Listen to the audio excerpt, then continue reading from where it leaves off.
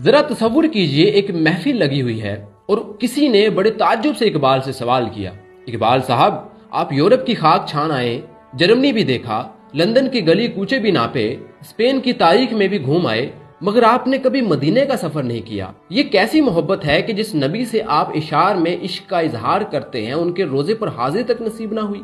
یہ سوال اگر کسی عام شخص سے کیا جاتا تو شاید اس کے دل کے اندر یہ شکوہ بن کر رہ جاتا، لیکن اقبال نے جس کا جو جواب دیا وہ جواب شاید عشق رسول کی ایک زندہ مثال ہے۔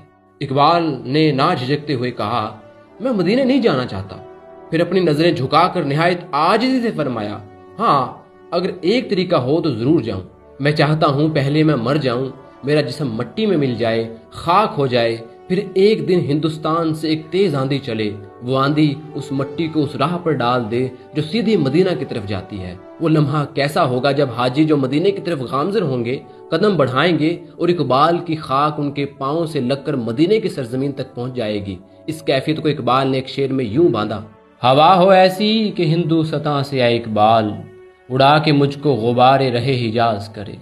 آج لوگ کہتے پھرتے ہیں اقبال مدینہ نہیں گئے۔ اقبال اگر روضہ رسول دیکھ لیتے شاید اسی لمحے عشق ان کے جسم میں باقی رہنے کی گنجائش نہ چھوڑتا۔ ان کے قریبی دوست کہتے تھے کہ اگر وہ روضہ رسول پر حاضر ہو جاتے تو شاید وہ وہیں جاں بحق ہو جاتے، کیونکہ وہاں سے واپسی ان کے لیے ممکن نہ تھی۔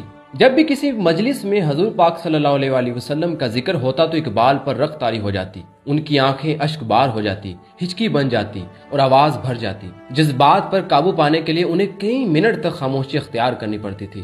علامہ محمد اقبال کی شاعری کا مرکز و محور عشق رسول ہے۔ ان کی فکر، ان کا فلسفہ، ان کی شاعری اور ان کی عملی زندگی سب کا منبع و مقصود محمد رسول اللہ صلی اللہ علیہ وآلہ وسلم ہے۔ اقبال نے نہ صرف عشق رسول کا درس دیا بلکہ وہ خود بھی سراپا عشق و عقیدت تھے۔ ان کے نزدیک ایمان کی اصل روح ہی یہ تھی کہ بندہ اپنی پوری ذات کو مصطفیٰ کے قدموں میں رکھ دے۔ ہی محمد سے وفا تو نے تو ہم تیرے ہیں، یہ جہاں چیز ہے کیا، لوح و قلم تیرے ہیں۔